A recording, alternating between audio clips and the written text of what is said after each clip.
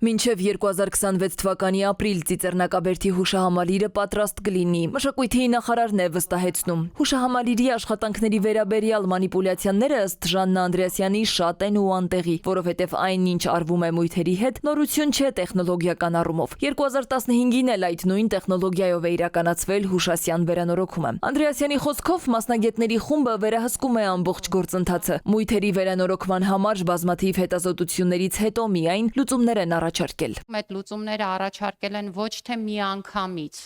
այդ լուծումները առաջարկվել են բազմաթիվ հետազոտությունների արդյունքում։ Այդ թվում ուլտրաձայնային, ամենատարբեր նոր տեխնոլոգիաների կիրառմամբ, որոնք ցույց են տվել սալերի վնասվածության աստիճանը, դրանց փոխարինման հնարավորությունը։ Ցեղասպանության զոհերի հուշակոթողի վերանորոգման շուրջ փոթորիկը սակայն չի հանդարտվում։ Հավերժության տաճարի կիսաքանդ սյուների լուսանկարները մոնիթորինգի ենթարկելով ճարտարապետները անիրատեսական են համարում նախարարի ներկայացրած ժամկետները։ Նկատում հուշարձանի արտաքին տեսքն այլևս երբեք առաջվանը չի լինի։ Մեծ հաստ քարերը, որ կպած էին շատ մոնոլիտ կերպով, ու եթե ասենք 1-2-ը ինչ-որ վնասվել էին, փաստորեն դրանց պատճառով ամբողջը ոգեցին, ու դա իսկապես ափսոս է, ավելորդ շքեղություններ կրկին ասենք գումարներ դնել այդ ամբողջը ռեստավրացնելու համար, կարելի էր 1-2 պեկորի անդրադառնալ ընդամենը։ Ես ինքս դեմ եմ դրան, այնքան շատ են խնդիրները, այնքան շատ չենք հասնում այդ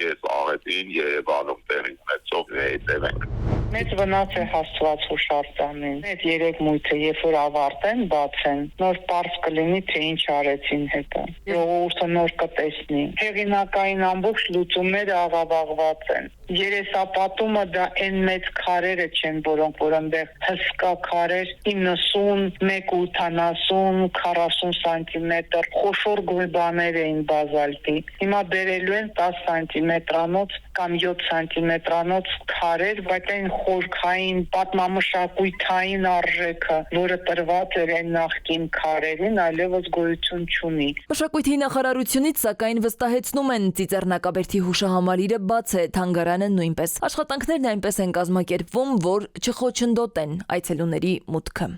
Սվետլանա Ավդիշյան, Ժամ լրատվական։